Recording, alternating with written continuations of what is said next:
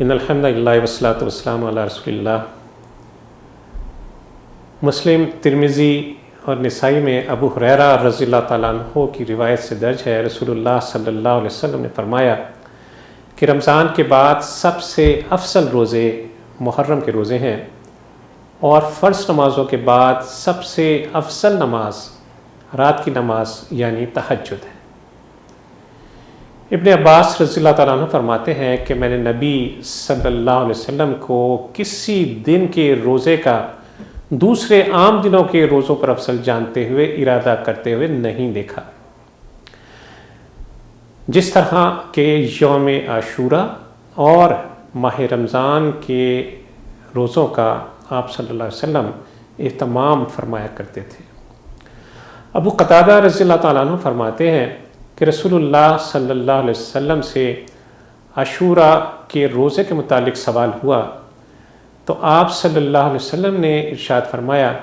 کہ اس سے ایک سال گزشتہ کے گناہ معاف ہو جاتے ہیں۔ ابن عباس رضی اللہ تعالیٰ عنہ بیان کرتے ہیں کہ رسول اللہ صلی اللہ علیہ وسلم جب مدینہ تشریف لائے تو یہود کو عاشوراء کا روزہ رکھتے ہوئے پایا۔ آپ صلی اللہ علیہ وسلم نے ان سے روزہ رکھنے کی وجہ دریافت فرمائی تو انہوں نے جواب دیا کہ یہ بہت بڑا دن ہے، اس میں اللہ عز و جل نے موسیٰ علیہ السلام اور ان کی قوم کو نجات دی تھی، اور فرعون اور اس کی قوم کو غرق فرمایا تھا۔ اس پر موسیٰ علیہ السلام نے اس دن شکر کا روزہ رکھا،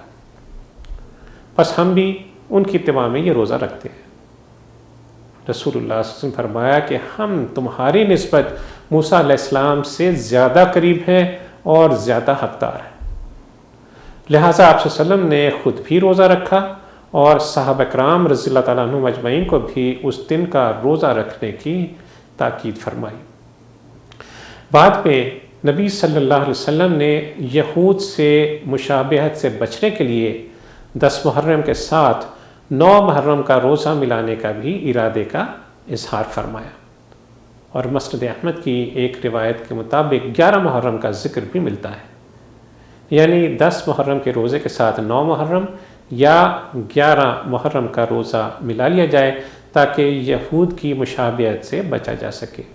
اللہ عز و جل سے دعا ہے کہ ہمیں اس حرمت اور عظمت والے مہینے کی فیض و برکات سے مستفید فرمائے۔ وصلی اللہ تعالی علی خیر خلقہ محمد وعلی آلہ وصحبہ وسلم۔